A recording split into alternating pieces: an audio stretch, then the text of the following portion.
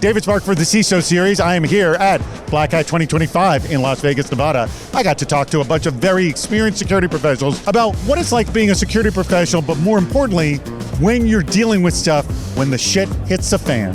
What don't they teach you about dealing with an incident?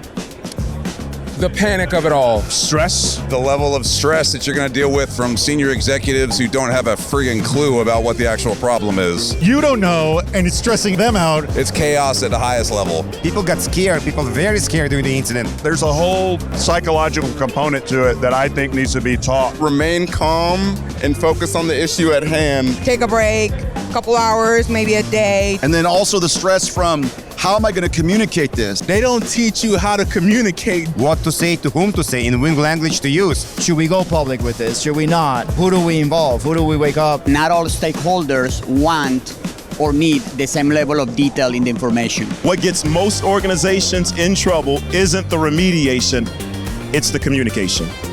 What do they not teach you about dealing with incidents? Oh yeah, easiest question to answer. It is a physical process. Sometimes incidents last longer than you can stay awake. Send somebody home when an incident starts.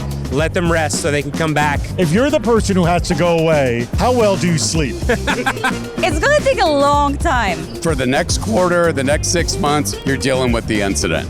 What they don't teach you is making sure that you practice it. How you practice is how you play. That's why you do a tabletop exercise. Once you know that you have an incident, it's not the time to figure out what should I be doing. And the team component is what they don't teach you. You have to have a team. Because you're not going to be able to do everything yourself.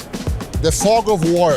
When you're sitting at the classroom, the fact that it is an incident has already been determined for you. In the real world, you just see signals. You don't know if something is actually an incident. The political side of external legals and forensics teams. And when you're done with the incident, how do you communicate what went wrong and what you could do better? We learn and we improve. Use this as a learning moment and then improve going forward.